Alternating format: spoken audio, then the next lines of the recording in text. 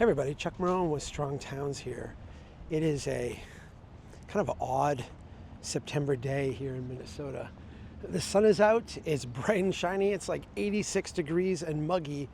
We're usually like cooling off this time of year. I don't really like it.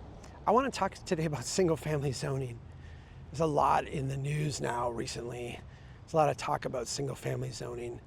And I want to kind of ground our Strong Towns conversation in what I think is like a clear understanding of what's going on with single family zoning and what its downfalls are, because single family zoning wrecks neighborhoods and single family zoning wrecks city budgets.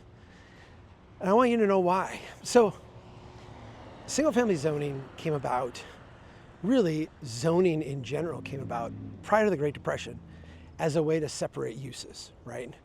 We literally had rendering plants and horrible like smoke belching industry right next to where people were living.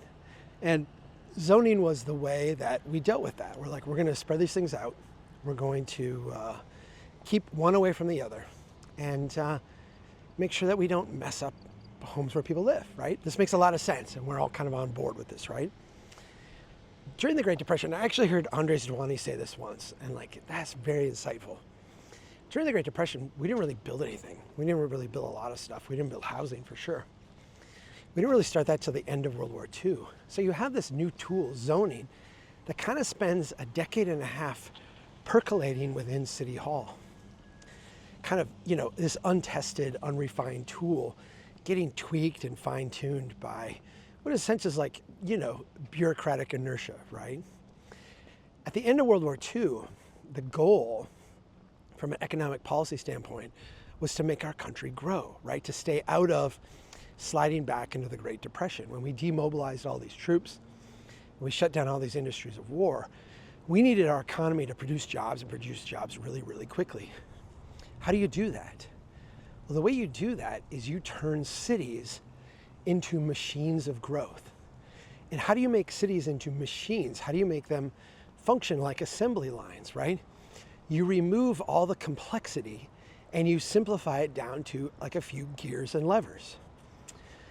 You start building infrastructure, you start building highways, you create all these incentives to build residential housing, and you use zoning as a way to, this is used pejoratively now, but it was really a feature of the system, not a flaw. Use zoning to make cookie cutters out of subdivisions, right? We're going to go out and build these things, same thing, over and over and over and over and over, same way I make gingerbread boys at Christmas time, right? That is a feature if the system you're trying to create is not, beautiful, complex, adaptable neighborhoods, but if the feature you're trying to create is growth in the economy and lots of housing really quickly, zoning becomes your ally. So we go and we build a lot of homes, right? Imagine what happens, or think through what happens to a neighborhood of single family homes. We go and build them all at once. 40 homes, 400 homes, 4,000 homes, all within a really short period of time. Instead of building them incrementally, instead of kind of growing it organically, we just go out and build like vast amounts of housing all at once. So everybody's house in a neighborhood is built essentially the same time as everybody else's house. 20 years later, what happens? Well, everybody's siding is designed to last the same amount of time. So everybody's siding fails at the same time. Everybody's roof is designed to last 25 years. So everybody's roof in the entire subdivision goes bad all at once. Everybody's sidewalk is designed to last the same amount of time, so they all like fail and repair and need cracking and sealing and replacement all at the same exact time. This creates, in a sense, downward stress, downward pressure on the neighborhood, because all of a sudden everything is brand new and then everything is falling apart, essentially all at once. This would be hard enough to deal with anyway, right? The value of growing incrementally is that things are aging in and out at different times. If one house goes bad in a neighborhood where things are relatively, moving in the right direction, it's easy to make that market decision to buy that, fix it up, make an investment.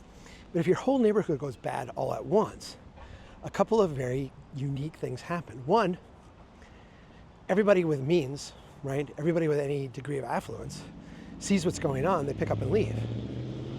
And so two, you are left with people of lesser degrees of affluence, right? Lesser means to kind of pick up the pieces and make this all work.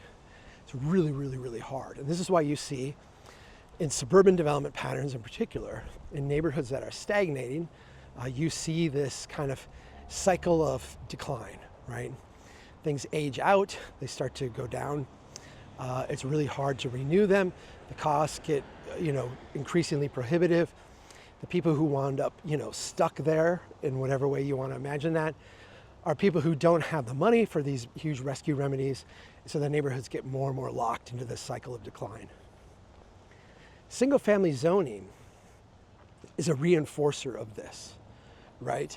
It, in a sense, punishes neighborhoods that would otherwise be able to have a chance of renewing themselves.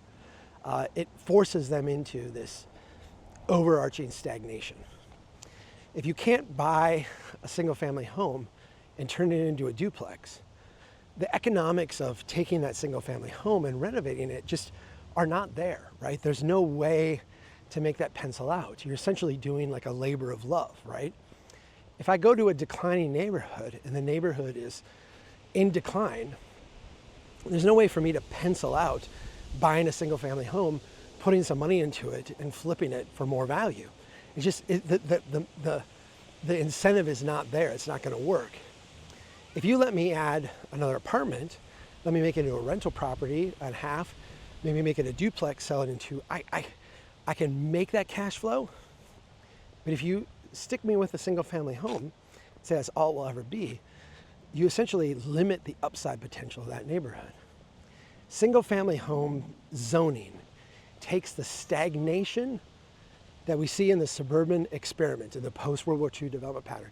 It takes the stagnation of that pattern, the natural kind of echo effect of everything declining at once. Single family zoning takes the stagnation of the suburban experiment, the stagnation of this echo effect of the post-war development pattern, and it locks it in permanently.